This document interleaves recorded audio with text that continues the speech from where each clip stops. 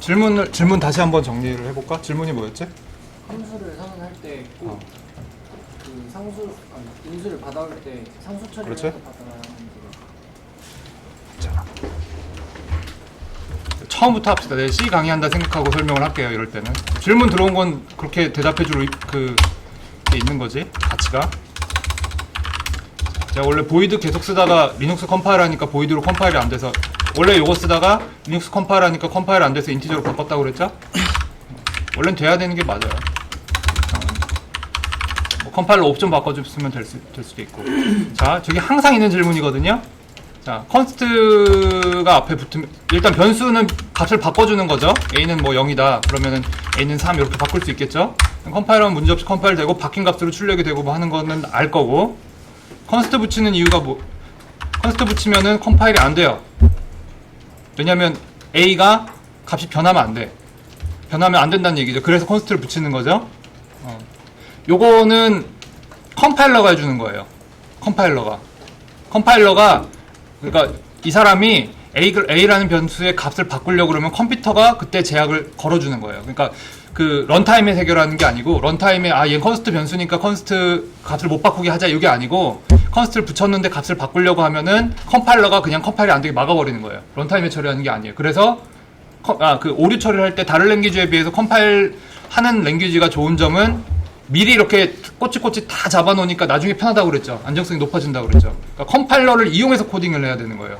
자잘한 거, 내가 글자 어디 틀렸나 이런 거를 가급적이면 컴파일러를 찾는 게 좋아요. 눈으로 찾으면 눈만 피곤하고 머리만 아파. 그래서 컴파일러가 잡아주니까 굉장히 편한 거죠. 콘스트는 그렇게 쓰는 거예요. 요게 길어요. 6글자 되잖아. 맨날 치기 힘들거든. 그리고 코딩할 때 그냥 이렇게 치면 편하잖아. 또 컴파일도 왠지 다 되잖아. 컨스트 하나 붙이면 귀찮게 안 되거든요. 그런데 만약에 보세요. 여러분들이 이제 더블 타입으로 뭐 파일을 하나 넣었다고 쳐요. 보통 변수에는 대문자 이름을 잘 안 쓰는데 이렇게 뭐라 그럴까, 유니버설한 코에피션트들, 뭐 상수라고 하는 이유가 안 바뀌잖아. 원주를 안 바뀌잖아요. 파이 안 바뀌잖아요. 3.14 1592 뭐 있겠죠.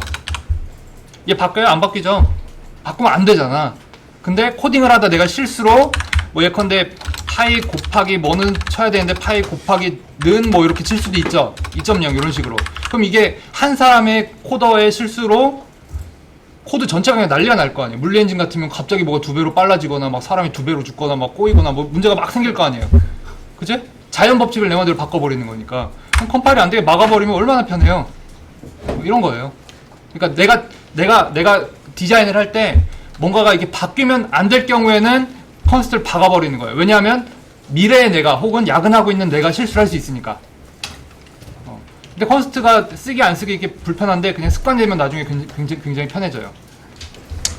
자, 그 다음에 자, 여러분들이 이제 궁금해하는 것 중에 하나, 계속 모든 책에 나오는데 전 솔직히 이 컨스트 파라미터에 대해서 모든 교재가 한두 챕터를 막 강요하는 하는 걸 보고 이거 좀 책을 너무 쉽게 쓰나 싶었는데 그게 아니고 여러분들이 실수를 많이 하는 것 같아요. 그래서 이걸 좀 할게요. 그래서 어떤 펑션 하나를 정의한다고 쳐요. 파라미터 뭐 인티저 a 이렇게 넣는 거 아니에요. 그래서 자, 이 펑션을 호출할 때 인티저 뭐 3, 4, 5 이렇게 할 수도 있겠죠. 이렇게 할 수 있죠. 그 다음에 Cout으로 출력도 해보고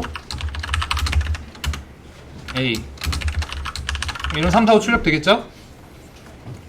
자, 여러분들이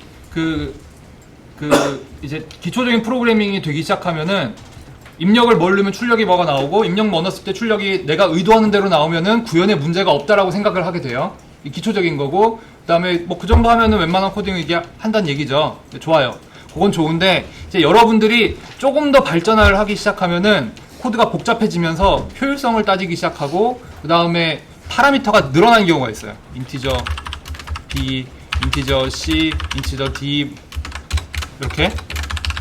옛날 수학 함수들 보면은 여기에 막 10몇 개씩 나와요. 아주 미쳐요, 그거. 긁어다 쓰려면은.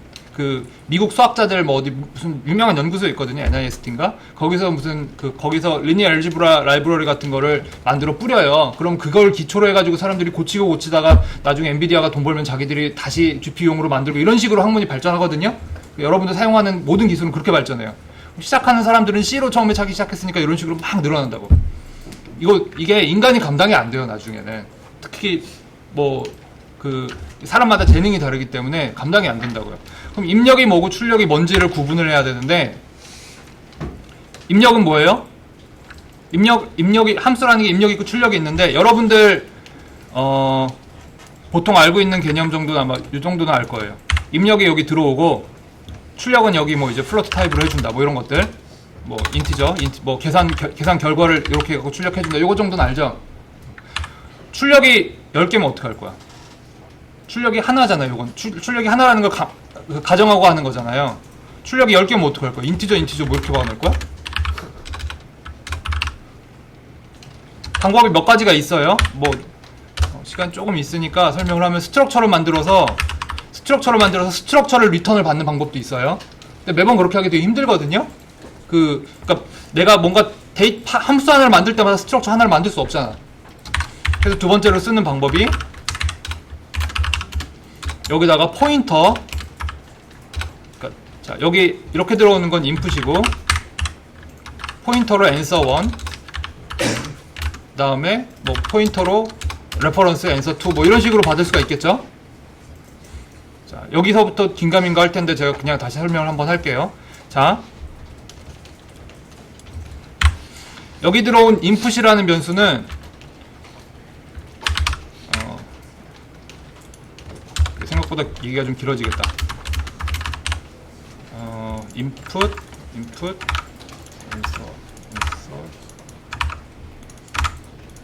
구분하기 위해서 요거 제가 언더바 하나씩 붙여줄게요. 이름이 똑같으면 또 헷갈리니까. 그렇죠? 자, 그래서 input은 1, 2 자, 이런 식으로 할 수 있겠죠?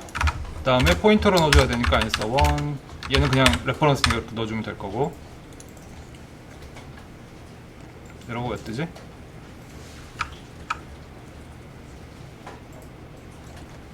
아, 이게 완성이 안 됐구나. 자, 그러면은 뭐 answer 1은 input 곱하기 2, 그다음에 answer 2는 input 곱하기 3, 뭐 이런 식으로 해갖고 이 값을 외부로 날려주고 싶겠죠? 그러니까 우리가 입력으로 받는 건 요거고 출력은 요거잖아요. 그렇죠? 자, 변수로 바로 받아오게 되면은 이런 식으로 받아오게 되면은 얘하고 얘가 달라요. 같은 애가 아니에요. 요거에 대해서는 제가 지난 시간에 2반 강의하면서 녹화해서 올린 거 있죠. 그게 C 레벨에서는 사실은 설명하기가 오히려 힘들어요. 그냥 헷갈리는데 클래스 만들어서 사용자 타입을 정의해놓고 컨스트럭터하고 디스트럭터로 보면 오히려 쉽거든요. 그래서 제가 설명을 해놓은 거예요. 그거 한번 참고를 하세요. 근데 아마 C 책에도 아마 이 얘기는 계속 나올 거예요. 모든 책에 다 설명해요. 왜냐면 실수를 많이 하니까. 그래서 달라요. 얘를 요 인풋 있죠? 1이 들어갔어요. 인풋이 들어가면은 처음에 가르칠 땐 펑션에는 요 변수가 들어가가지고 일로 연결이 된다 이렇게 가르치는데 사실 내부적으로는 요 펑션의 영역 안에서 인풋이 언더바 인풋이라는 변수를 따로 정의를 하고 입력으로 들어온 인풋을 복사해서 거기다 값을 넣어줘요. 마치 같은 애인 것처럼. 하지만 메모리 주소를 찍어보면 달라요. 다른 메모리라는 거예요. 그러니까 마치 사람으로 치면은 도플갱어 같은 거라고 보면 돼요. 그렇죠? 컴퓨터는 도플갱어 만들기 쉬우니까 복사해서 넣는 거예요. 이렇게 포인터나 레퍼런스로 받아오는 경우에는 주소 그 자체를 갖고 오기 때문에 포인터 같은 경우는 포인터 변수를 요 영역에서 하나 선언을 하고 그 포인터 주소 값을 복사해서 넣어요. 아무것도 복사를 안 하는 게 아니고 주소 값을 복사해서 넣어요. 어쨌든 주소 값은 똑같죠. 그러니까 밖에 여기 answer 1 얘하고 얘가 같은 메모를 사용하는 거예요. 그러니까 이 영역 안에서 펑션 안에서 요 값을 바꿔주면은 요 answer 1에 포인터가 가리키고 있는 변수의 값을 바꿔주는 것이기 때문에 여기서도 바뀌어요. 이 영역 밖에서도. 그다음에 레퍼런스는 레퍼런스는 그 변수 자체를 그냥 갖고 오는 거기 때문에 마치 그냥 같은 변수 쓰는 거라고 보면 돼요. 그러니까 이름만 바꾸는 거예요. 이름만 바꾸는 거기 때문에 그냥 같이 쓰는 거예요. 그러니까 마찬가지로 이 영역 밖에서도 값이 그대로 변해요. 그래서 찍어봅시다. input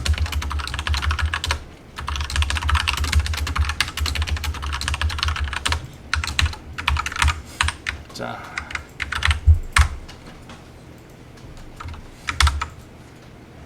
이거 셋 다 111을 해야겠네. 예제가 우연히 지금 값이 똑같이 나온 거라. 자, 보세요. 그러니까 answer 1하고 2가 값이 변했죠? 자, 인풋도 바꿔봐야지. 뭐 이렇게 공평하겠죠? 자, 지금 시작할 때는 input 1은 셋 다 값이 1이고, 그 다음에 이 안에서, 이 함수 영역 안에서 인풋이 1, 2, 3으로 바꿔줬고, 그래, 곱하기도 어려우니까 3, 4, 5, 6, 7, 8 뭐 바꿨어요. 그러면은 얘는 그대로죠. 들어가도 안 바뀌어요. 왜냐하면은 복사한 거를 가지고 작업을 했고, 이 함수 밖으로 나오는 순간 CPU가 일을 하다가 이 함수 밖으로 나오는 순간 그냥 걔는 죽는 거예요. 바뀐 값을 갖고 있는 죽은 거예요. 장렬히 전사했어요. 근데 얘하고 얘는 포인터로 갖고 왔기 때문에, 포인터 레퍼런스로 갖고 왔기 때문에 이 영역 밖에서도 유지가 돼요. 함수 작업한 후에. 자, 그러니까 제가 아까 처음에 제기했던 질문 하나가, 여기에 나와야 되는 값이 여러 개면 어떡할 거냐. 처음엔 저 이거 보기 싫었어요. 왜냐하면은 여기에는 입력만 들어가고, 여기에 들어가는 건 전부 입력이고, 여기에 나오는 게 전부 출력이라면 보기가 편하잖아. 함수 공부할 때 이렇게 뭐 fx 뭐 했고, fx는 c 뭐 이렇게 하고 적잖아요. 깔끔하잖아. 그래서 그걸 좀 선호했는데, 짜다가 늘어나면 어쩔 수 없어요. 제가 컴퓨터 언어는 맨메이드라고 그랬죠. 인간이 만든 거기 때문에 그렇게 아름다운 질서는 존재하지 않아요. 코드 하다 보면 분명히 꼬여요. 그걸 납득하는 것 중에 하나가 파라미터로 그냥 출력될 걸 받아오는 거예요. 그래서 보이드로 돼 있으니까 이 함수는 자기가 하는 일이 출력이 없나 보다라고 생각하면 큰 오산이죠. 파라미터가 덕지덕지 붙을 수도 있어요. 자, 그러니까 출력이 될 값을 미리 레퍼런스나 포인터로 넣어버리는 거예요. 그래서 C 스타일 라이브러리들은 거의 포인터를 쓰고, 최근에 나오는 그 C++ 라이브러리들은 거의 다 레퍼런스로 집어넣어요. 그게 한 가지가 있어요. 자, 그 다음에 얘 같은 경우는 지금 들어와서 값이 변했는데 안 변하고 나왔죠? 아니, 안 변하고 그냥 끝나버렸죠? 그러니까 얘는 이 안에서 값이 바뀌어봤자 함수 밖에서 쓸모가 없는 거예요. 그럴 때 얘는 순수하게 그냥 입력의 역할만 한다라고 생각하고 컨스트를 박아 넣어버리는 거예요. 그러니까 프로그래머가 나 말고 다른 사람이 헷갈릴 수 있는 거죠. 그러니까 막 코딩을 할 때 이게 컨스트가 없으면은 자기도 모르게 아웃풋으로 나와야 할 값을 여기다 막 이렇게 굉장히 복잡한 수식, 뭐 곱하기 나누기 막 잔뜩 들어간 복잡한 수식을 집어넣어갖고 계산했는데, 함수 밖으로 나오면은 이 값이 그냥 원래 값이니까 실수를 할 가능성이 높아지죠. 그걸 막아주려고 쓰는 거예요. 그걸 막아주려고. 실수를 막기 위해 쓴다는 관점이 더 강해요. 그 다음에 둘째로, 만약에 여러분들이 코딩을 하는데 퍼포먼스가 굉장히 중요하거나, 그 다음에 이게 인티저 타입이 아니고 뭐 벡터 타입이다. 벡터 안에 그 플로트가 1000만 개 정도 들어있다. 그러면은 복사를 하는 과정 자체가 굉장히 느리거든요. 근데 얘가 하는 역할은 그냥 자기 값을 제공만 해주면 되잖아요. 업데이트 될 필요도 없고. 그럴 때는 레퍼런스를 이렇게 넣을 수도 있겠죠. 입력값이 굉장히 데이터량이 많을 경우. 그런데 문제는 레퍼런스를 넣게 되면 이 안에서 값을 바꾸면 바뀌죠. 입력이 바뀌어서 나오면 안 되니까 그걸 막기 위해서 이렇게 강제로 막아버리는 거예요. 그러니까 레퍼런스나 포인터를 쓰고 싶은데 안에서 건드리면 안 될 경우에 못 건드리게 하려고 막아버리는 거예요. 그래서 결과적으로 수학 알고리즘 같은 걸 구현을 많이 하다 보면은 어떻게 정리가 되냐면은 거의 다 레퍼런스로 받아요. 퍼포먼스 때문에. 거의 다 레퍼런스를 입력을 쫙 넣어주고, 입력도 여러 개일 수 있죠. 하나, 둘, 세 개.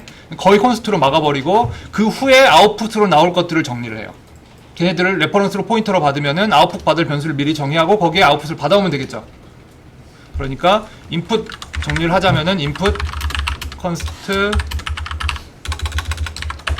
인풋 2, 그 다음에 아웃풋은 보통 저 레퍼런스 선호하거든요. 근데 포인터를 써야 되는 경우도 있긴 있어요. 포인터를 써야 되는 경우도 있는데 많이 못 본 것 같아요. 그래서 answer 1, 2 아웃풋이겠죠. 아웃풋. 이렇게 이런 식으로 함수를 정리해 나가게 돼요. 나중에 여러분들이 복잡한 걸 짜기 시작할 때. 자, 일단 요거는 아마 원래 질문 내가 껴먹었고, 아마 요거 궁금한 사람들 좀 있었을 거예요. 그래서 정리를 다시 했고, 또 여기 관련해서 질문. 여러분들 이제 수업 시간에 뭐 설명하면은 집에 가면 이해해야지, 집에 가서 책 보고 해야지 이러면 사실 힘들어요. 그냥 무식하게 물어보기 시작하면은 쪽팔려서라도 집에 가서 공부를 하게 돼 있어요. 사람이. 아까 질문한 거에 답이 다 됐어요? 네. 다 알 것 같아? 자, 요거는